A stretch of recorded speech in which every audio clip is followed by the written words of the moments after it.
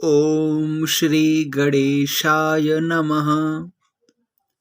ओम नारायणं नमस्कृत्य नरं चैव नरोत्तमं देवीं सरस्वतीं व्यासं ततो जयमुदीरयेत्। ओम श्री परमात्मने नमः। पुरुषोत्तम योग नामक 15वां अध्याय। जय श्री राधे कृष्ण।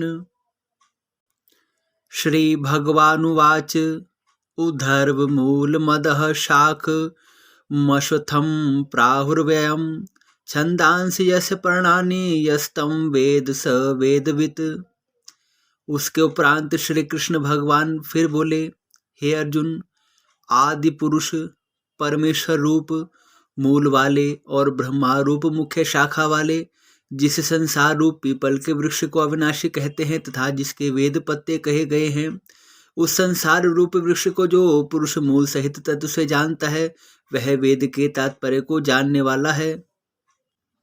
आपने किसी वृक्ष को देखा होगा, उसकी जड़ें नीचे की तरफ और उसकी शाखाएं ऊपर की तरफ होती है, किंतु इस संसार रूपी वृक्ष की जड़ें आकाश की तरफ और शाखाएं पाताल की तरफ है, क्योंकि आदि पुरुष नारायण वासुदेव भगवान ही नित्य हैं, अनंत हैं, सबके आधार हैं और सबसे ऊपर नित्य धाम में सगुण रूप से निवास करते हैं, इसलिए उद्धर्व नाम से कहे गए हैं। वे मायापति सर्वशक्तिमान परमेश्वर इस संसार वृक्ष के कारण है, इसलिए संसार वृक्ष को उद्धर्व मूल वाला कहा गया है, क्योंकि भगवान सर्वोत्तम और सर्वोच्च है, इसलिए इस वृक्ष की जो जड़ें हैं, जो भगवत स्वरूप है, वो आकाश की तरफ है। उन आदि पुरुष परमेश्वर से उत्पत्ति होने के कारण तथा उनके नित्य धाम से नीचे ब्रह्मलोक में निवास करने के कारण हिरण्य रूप ब्रह्मा को, हिरण्यगर्भ ब्रह्मा को परमेश्वर का अंश कहा गया है, परमेश्वर का स्वरूप कहा गया है। वह इस संसार का विस्तार करने वाले हैं, इसलिए इस संसार रूपी वृक्ष की मुख्य शाखा है। इसलिए संसार वृक्ष को अधः शाखा वाला कहा गया है कि भगवान से ब्रह्मा जी प्रकट हुए और ब्रह्मा जी से हम सब की सृष्टि हुई। इस वृक्ष को अविनाशी क्यों कहा गया है? क्योंकि वृक्ष का मूल कारण तो परमात्मा है, जो अविनाशी है और अनादिकाल से इसकी परंपरा चली आ रही है। परमेश्वर से उत्पन्न होने के कारण और परमेश्वर में ही विलीन होने के कारण, इसलिए इस संसार वृक्ष को अविनाशी कहा गया है, क्योंकि इसकी स्थिति भगवान में ही बताई गई है। इस वृक्ष की जो शाखा है वो ब्रह्मा से प्रकट है और यज्ञादि कर्म के द्वारा इस संसार वृक्ष की रक्षा होती है और वेद इसके पत्ते कहे गए हैं, क्योंकि यह इस वृक्ष को बढ़ाने वाले हैं, इसकी वृद्धि को उत्पन्न करने वाले हैं। अब वेद के तात्पर्य को जानने से यहाँ पे क्या प्रयोजन है? भगवान की योग माया से उत्पन्न हुआ संसार क्षणभंगुर, नाशवान और दुख रूप है, इसलिए इस संसार के चिंतन को त्याग कर केवल परमेश्वर का ही नित्य निरंतर चिंतन करना, अनन्य भाव से प्रेम पूर्वक वेद के तात्पर्य को जानना है। इस प्रकार परम गूढ़ रहस्य को, परम रहस्य में युक्त इस वचन को भगवान ने इस श्लोक में हमें बताया है। अध श्रोधर्वं प्रसितास्तस्य शाखा गूढ़ प्रविधा विषय प्रवालः अधस्य मूलान्यु संतानि कर्मानुबंधीनि मनुष्यलोके।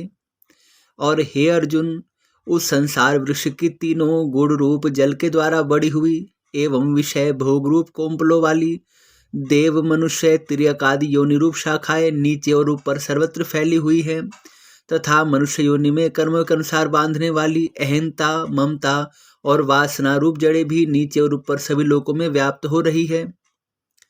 शब्द, स्पर्श, रूप, रस और गंध, ये जो 5 चीजें हैं, ये अत्यंत सूक्ष्म है, इसलिए उन शाखाओं की कोम्पल कहा गया इन्हें।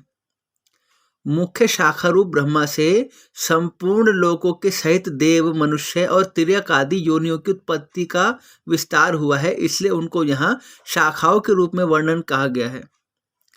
अहंता यानी अहंकार, ममता, वासना रूप मूलों को केवल मनुष्य योनि में कर्म के अनुसार बांधने वाले कहने का अर्थ यह है कि अन्य सभी योनि में तो हम पूर्व जन्म में किया हुआ फल भोगते हैं, वो भोग योनि है, और मनुष्य योनि में ही हमें नए कर्म करने का अधिकार प्राप्त होता है। देवता और दानव, असुर या तिर्यक योनि में पड़े हुए पशु पक्षी भी अपने पूर्व जन्मों में किए हुए शुभाशुभ कर्मों को भोगते हैं, किंतु मनुष्य को अधिकार है कि वह अपने कर्म को सुधार सके और अपनी मुक्ति के लिए उपाय कर सके, इसलिए केवल मनुष्य योनि की यहाँ विशेष रूप से चर्चा की गई है। न नारूपमस्येह तथोपलभ्यते नान्तो न चार्दिन च संप्रतिष्ठा अश्वत्थमेनं सुविरूढ़मूल मसंग शस्त्रेण दृढ़ेन छित्त्वा। परंतु इस संसार वृक्ष का स्वरूप जैसा कहा गया है वैसा यहाँ विचार काल में नहीं पाया जाता है, क्योंकि ना तो इसका आदि है और न अंत है तथा न अच्छे प्रकार से स्थिति ही है। इसलिए इस अहंता, ममता और वासना रूप अति दृढ़ मूलों वाले संसार रूप पीपल के वृक्ष को दृढ़ वैराग्य रूप शस्त्र द्वारा काटकर इस संसार का जैसा स्वरूप शास्त्र में वर्णित किया गया है, जैसा सुना जाता है, जैसा देखा जाता है, यदि हमें तत्व ज्ञान हो जाए तो उसके उपरांत ये उसी प्रकार से नहीं दिखाई देता। जैसे उदाहरण के रूप में यदि हम स्वप्न देखते हैं, स्वप्न में हम किसी घटना को देखते हैं, परंतु जागने पर ना तो स्वप्न रहता है ना स्वप्न की कोई घटना ही रहती है। यदि स्वप्न में हम राजा बन जाएं तो वास्तविकता तो नहीं बदल जाएगी, या स्वप्न में हम किसी भी प्रकार से कोई सपना देखें तो वास्तविकता उससे नहीं बदल जाती। इसी प्रकार जो संसार रूपी वृक्ष है वो तभी तक फलीभूत रहता है जब तक हमारे भीतर ज्ञान उत्पन्न नहीं होता। जब हम ज्ञान को प्राप्त कर लेते हैं, जब हम इस बात का निश्चय कर लेते हैं कि भगवान के अतिरिक्त जब किसी वस्तु की स्थिति ही नहीं है तो फिर संसार रूपी वृक्ष नहीं ठहर सकता। इसका आदि और अंत नहीं है। यहाँ भगवान यह कह रहे हैं कि ये वृक्ष रूपी परंपरा कब से चली आ रही है इसका किसी को पता नहीं। क्या कोई बता सकता है कि सृष्टि वास्तव में कब से आरंभ हुई? कितने कल्प बीत गए, कितने मनवंतर बीत गए? तो कोई नहीं बता सकता कि सृष्टि कब से आरंभ हुई या इसका अंत कब होगा, क्योंकि सृष्टि का आदि और अंत तो भगवान ही जानते हैं, हम मनुष्य नहीं जान पाते। इसकी अच्छी प्रकार स्थिति भी नहीं है। कहने का अर्थ है ये वास्तव में षड़भंगुर और नाशवान है।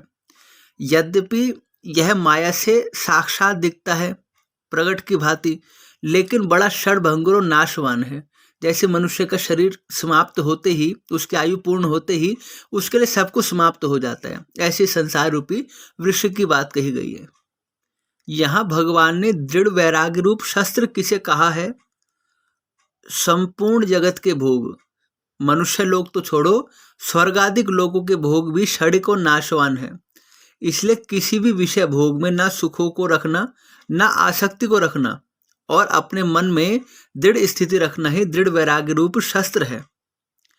और मूलों के सहित इस वृक्ष को काटने का अर्थ यह है कि हम अपने भीतर छुपा हुआ अज्ञान, वासनाएं, ममता, अहंकार और जितनी भी बुराइयां हैं, जब इनको त्याग देंगे तो इसका अर्थ है हम वास्तव में संसार में रहते हुए भी संसार से ऊपर उड़ जाएंगे। इसी को मूलों के सहित इस संसार रूपी वृक्ष को काटना कहा गया है। यहाँ प्रत्येक बात संकेत रूप से बताई जा रही है। ततः पदम तत्परि मार्गितव्यम यस्मिन् गता च निर्वतन्ति भूयः तमेव चाद्यम पुरुषं प्रपद्ये यतः प्रवृत्तिः प्रसिता पुराणी।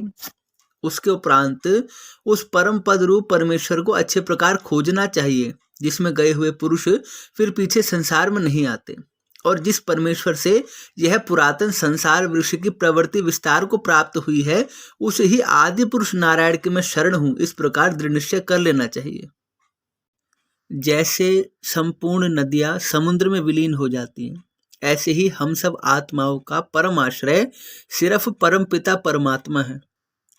उनको प्राप्त करके हमें पुनः इस संसार में नहीं आना पड़ता। उन भगवान से ही संसार की उत्पत्ति है, भगवान से ही इस संसार का प्रभाव दिखाई देता है। लेकिन हम इस संसार के माया जाल में ना फंसकर उन परम पुरुष सर्वेश्वर भगवान विष्णु का स्मरण करें तो हमारा जीवन लेना सफल हो जाएगा, जिसके लिए हमने 84 लाख योनियां काट कर इस मनुष्य योनि में हम अवतीर्ण हुए हैं।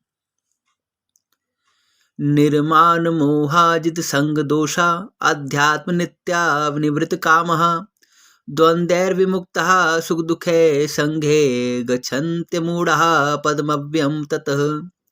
नष्ट हो गया है मान जिसका, मोह जिसका, और जीत लिया है आसक्ति रूप दोष जितने, और परमात्मा के स्वरूप में है निरंतर स्थिति जिनकी, और अच्छी प्रकार से नष्ट हो गई कामना जिनकी, ऐसे वे सुख दुख नामक द्वंद्वों से विमुक्त हुए ज्ञानी जन उन अविनाशी परम पद को प्राप्त होते हैं।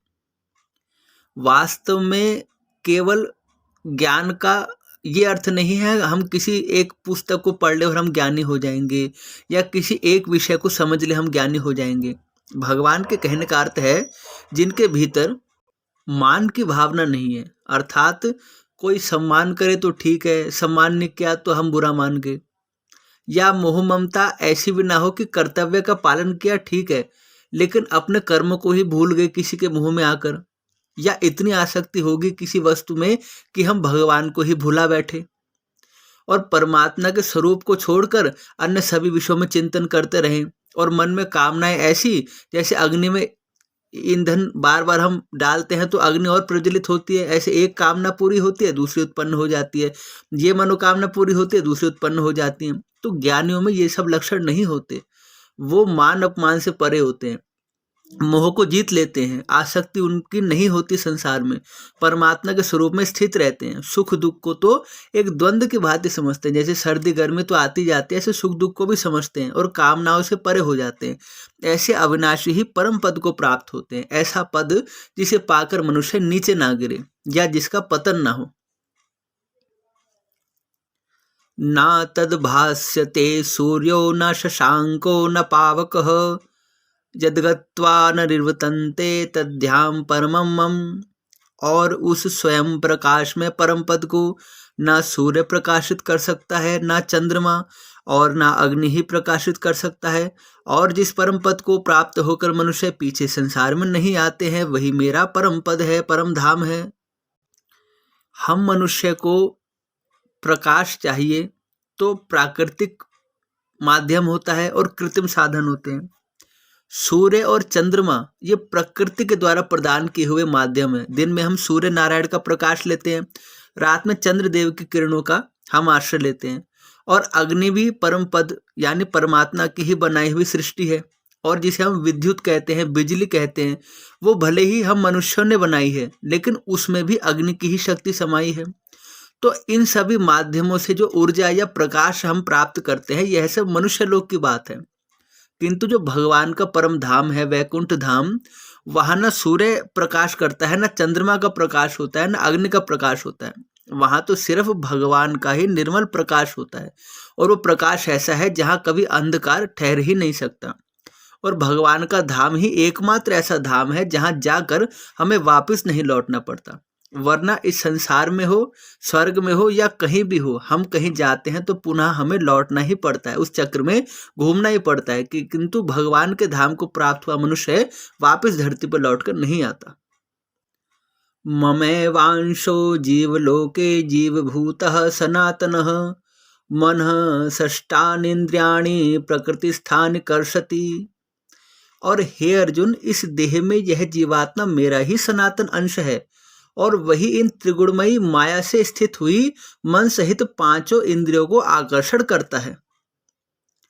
शरीरम यद वाप्नोति यच्चाप्युत्क्रामतीश्वरः गृहीत्वेतानि संयाति वायुर्गंधा निवास्यात्। कैसे कि वायु गंध के स्थान से गंध को जैसे ग्रहण करके ले आता है, वैसे ही देहादिकों का स्वामी जीवात्मा भी जिस पहले शरीर को त्यागता है उससे इन मन सहित इंद्रियों को ग्रहण करके फिर जिस शरीर को प्राप्त होता है उसमें जाता है। ये जो रहस्य है बहुत ध्यान दे के समझने का है, आप सरल में इसे समझ नहीं सकते। भगवान के कहने का तात्पर्य है कि जो शरीर में आत्मा है वह मेरा ही स्वरूप है, वह मेरा ही प्रकाश है। मैं सबके घट घट में निवास करने वाला अंतर्यामी हूँ, और उस देह में स्थित होकर मैं ही सबको चलायमान करता हूँ। किंतु माया का ऐसा पर्दा हमारी आंखों पर पड़ता है कि हम भगवान को तो नहीं देखते, उनको तो अपने से बहुत दूर समझते हैं, और जो संसार हकीकत में है ही नहीं पानी के बुलबुल के समान, उसको सत्य समझ लेते हैं। सत रज तम तीन गुणों से बनी हुई जो माया है, और जो 5 इंद्रियां हैं, इन्हीं के वश में पड़े हुए हम अच्छे और बुरे कर्मों में लिप्त रहते हैं। जैसे वायु किसी स्थान से उसकी गंध को ले जाती है। अगर एक स्थान पर इत्र या पुष्प रखे हुए हैं तो वहां से बहने वाली वायु सुगंध को लेके जाएगी, और कोई ऐसी जगह है जहां दुर्गंध फैली हुई है तो वहां से बहने वाली वायु दुर्गंध को लेके जाएगी। वायु तो वही है, किंतु जिस स्थान से गुजरेगी वहां के गुणों को ग्रहण करेगी।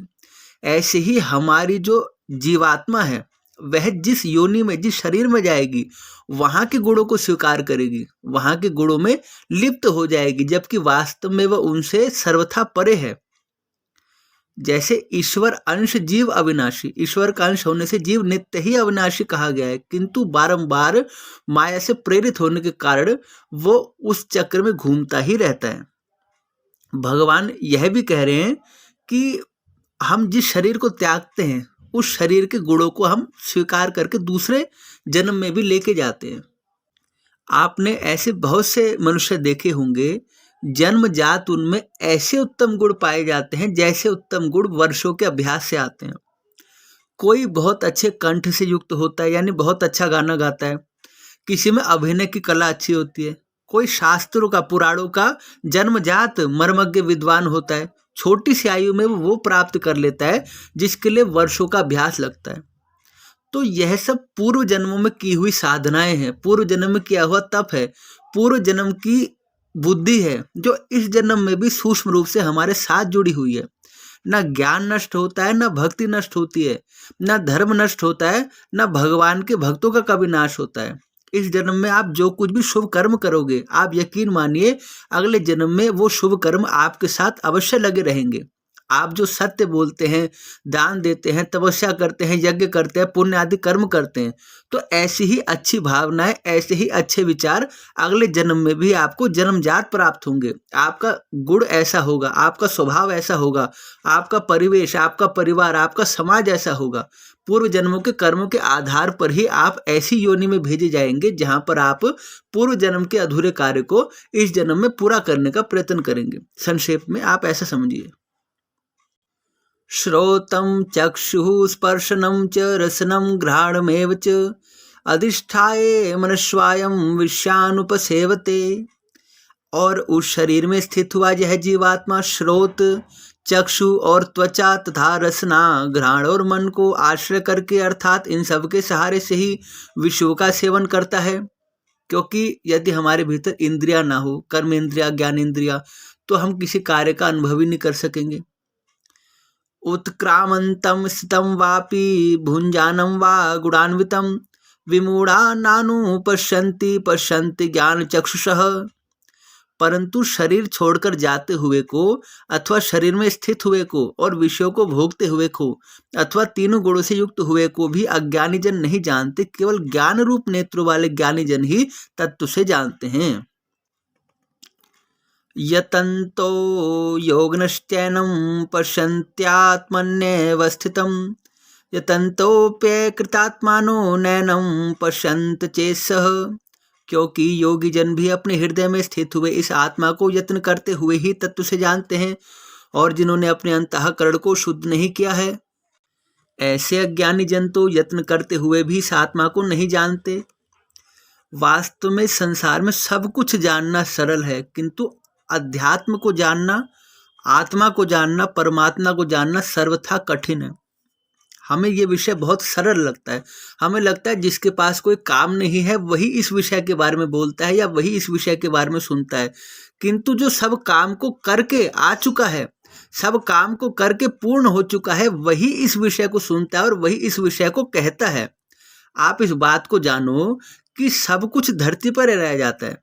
मनुष्य जब शरीर त्याग देता है तो क्या धन, घर या अपने सगे संबंधी या मित्रों या किस चीज को अपने साथ ले जाता है? ले जाता है तो अपने पुण्य को, अपनी कीर्ति को, अपने धर्म को, अपने यश को, अपने नाम की कमाई को, और भगवान के चरणों में जो उसकी श्रद्धा है उसको।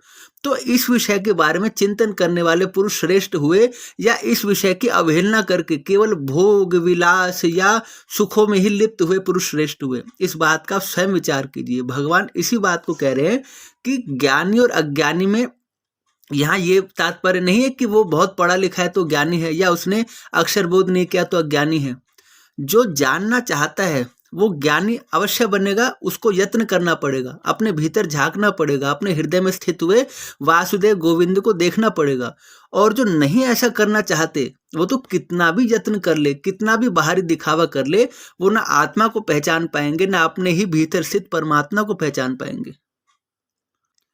यदादित्यगतं तेजो जगत भास्यतेऽखिलं यच्चंद्रमसि यच्चंद्राग्नो तत्तेजो विद्धि मामकम। और हे अर्जुन, जो तेज सूर्य में स्थित हुआ संपूर्ण जगत को प्रकाशित करता है, तथा जो तेज चंद्रमा में स्थित है और जो तेज अग्नि में स्थित है, उसको तू मेरा ही तेज जान, मेरी ही शक्ति जान। गामा विश्य च भूतानि धारयाम्ये हमोजसा पुष्णामि चौषधि सर्वः सोमो भूत्वा रसात्मकः।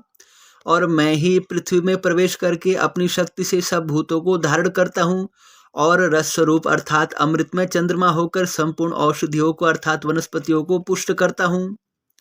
अहम वैश्वानरो भूत्वा प्राणिनां देहमाश्रितः प्राणापान समायुक्तः पचाम्यन्नं चतुर्विधम्। और मैं ही सब प्राणियों के शरीर में स्थित हुआ वैश्वानर अग्नि रूप होकर प्राण और अपान से युक्त हुआ 4 प्रकार के अन्न को पचाता हूँ। सर्वस्य चाहं हृदि सन्निविष्टो मतः स्मृतिर्ज्ञानमपोहनं च वैदेश सर्वैरहमेव वेद्यो वेदांत विदेव चाहम। और मैं ही सब प्राणियों के हृदय में अंतर्यामी रूप से स्थित हूँ, तथा मेरे से ही स्मृति ज्ञान और अपोहन होता है, और सब वेदों द्वारा मैं ही जानने योग्य हूँ, तथा वेदांत का कर्ता और वेदों को जानने वाला भी मैं ही हूँ। कई बार हमारे मन में प्रश्न आता है कि हम इतने दुख में हैं, इतने कष्ट में हैं, भगवान ने हमारे लिए क्या किया। आप देखिए, सूर्य भगवान में भगवान का तेज है, हमें प्रकाश दे रहे हैं। चंद्रमा में भगवान का तेज है, हमें शीतलता दे रहे हैं। अग्नि में भगवान का तेज है, हमें शक्ति दे रहे हैं। हमारी धरती माता में भगवान का तेज है, हम सबको धारण करके स्थित है। यहाँ तक कि हमारे पेट में जो जठराग्नि होती है वो भगवान का तेज है, जो हमारे खाए पिए अन्न को पचा रहा है। हमारी स्मृति, याद रखने की शक्ति, हमारा ज्ञान, हमारा विज्ञान सब भगवान की देन है। जो वेद हैं, पुराण हैं, वेदों के द्वारा जानने योग्य तत्व है, सब ईश्वर में है।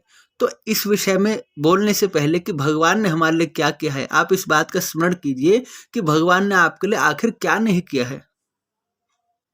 द्वाविमो पुरुषो लोके शर्श्वाक्षर एव च शरः सर्वाणि भूतानि कुटस्थोक्षर उच्यते। तथा हे अर्जुन, इस संसार में नाशवान और अविनाशी भी यह 2 प्रकार के पुरुष हैं। उनमें संपूर्ण भूत प्राणियों के शरीर तो नाशवान और जीवात्मा अविनाशी कहा गया है। उत्तमः पुरुषस्त्वन्यः परमात्मेत्युद्राहतः यो लोकत्रयमाविश्य विवर्त्य व्यय ईश्वरः। तथा उन दोनों में से उत्तम पुरुष तो अन्य ही है, जो कि तीनों लोकों में प्रवेश करके सबका धारण एवं पोषण करता है, एवं अविनाशी परमेश्वर और परमात्मा ऐसे कहा गया है। यस्मात्क्षरमतीतो हम श्रादपि चोत्तमः अतोस्मि लोके वेदे च प्रथितः पुरुषोत्तमः। क्योंकि मैं नाशवान जड़ वर्ग क्षेत्र से तो सर्वथा अतीत हूँ, और माया में स्थित अविनाशी जीवात्मा से भी उत्तम हूँ, इसलिए लोक और वेद में भी पुरुषोत्तम नाम से प्रसिद्ध हूँ। हम अक्सर मर्यादा पुरुषोत्तम श्री रामचंद्र जी कहते हैं, तो पुरुषोत्तम शब्द की व्याख्या यहाँ भगवान ने स्वयं की है। वैसे तो जो पुरुषों में श्रेष्ठ हो, पुरुषों में उत्तम हो, उसे ही पुरुषोत्तम कहते हैं, किंतु यहाँ भगवान कह रहे हैं कि जो क्षेत्र है यानी हमारा शरीर है, ये एक प्रकार से जड़ है। यदि इसमें आत्मा ना हो तो शरीर तो शव के बराबर ही माना जाता है, और ये नाशवान भी है। तो जो नाशवान है और जो जड़ है वो भगवान से श्रेष्ठ तो हो नहीं सकता। और जीवात्मा भगवान का स्वरूप अवश्य है, किंतु माया से घिरी हुई है, माया ने उसको अपने आवरण में ले रखा है, इसलिए वो माया से बंधा हुआ जीवात्मा भी भगवान से श्रेष्ठ नहीं हो सकता। इसलिए माया और जीवात्मा और शरीर सबको बनाने वाले भगवान ही सबसे श्रेष्ठ है, इसलिए वही पुरुषोत्तम है। यो मामेवं सम्मूढ़ो जानाति पुरुषोत्तमं स सर्वविद भजति मां सर्वभावेन भारत। हे भारत, इस प्रकार तत्व से जो ज्ञानी पुरुष मेरे को पुरुषोत्तम जानता है, वह सर्वज्ञ पुरुष सब प्रकार से निरंतर मुझ वासुदेव परमेश्वर को ही भजता है। इति गुह्यतमं शास्त्रमिदमुत्तम मया नघ, एतद् बुद्धत्वा बुद्धिमान् स्यात् कृतकृतस्य भारत। हे निष्पाप अर्जुन, ऐसे यह अति रहस्य युक्त गोपनीय शास्त्र को मेरे द्वारा कहा गया है। इसको तत्व से जानकर मनुष्य ज्ञानवान और कृतार्थ हो जाता है, अर्थात उसको और कुछ भी जानना शेष नहीं रहता। यह अध्याय वास्तव में अत्यंत रहस्य युक्त है और इसको समझने के लिए बारंबार इसका श्रवण करना पड़ेगा, बारंबार इसका पाठ करना पड़ेगा, बारंबार इसका अभ्यास करना पड़ेगा। और जितना अभ्यास करेंगे उतना रस, उतना आनंद और उतनी श्रद्धा हमारे हृदय में उत्पन्न होगी, क्योंकि इस स्वरूप में भगवान ने वास्तव में अपने को ही प्रकट कर दिया है। इस अध्याय में भगवान ने अपना परम गोपनीय प्रभाव कहा है। जो मनुष्य भगवान को सर्वोत्तम समझ लेता है और केवल भगवान की शरण ग्रहण कर लेता है, फिर उसका मन एक क्षण भी भगवान के चिंतन का त्याग नहीं कर सकता, क्योंकि जिस वस्तु को हम श्रेष्ठ समझते हैं उसी के चिंतन में हम दिन रात लगे रहते हैं। और यदि भगवान में हमारा प्रेम हो जाए तो हमारा सहज में ही उद्धार हो जाए। इसलिए हम सबका परम कर्तव्य है कि हम इस नाशवान षड़भंगुर संसार की आसक्ति का त्याग करें और भगवान के शरणागत होकर भजन और सत्संग की चेष्टा करें, क्योंकि सत्संग करने से ही संतों की प्राप्ति होती है और संतों की प्राप्ति से ही ईश्वर की प्राप्ति होती है। इस प्रकार पुरुषोत्तम योग नामक 15वां अध्याय संपूर्ण हुआ। हरिओम तत्सत, हरिओम तत्सत, हरिओम तत्सत। जय श्री राधे गोविंद।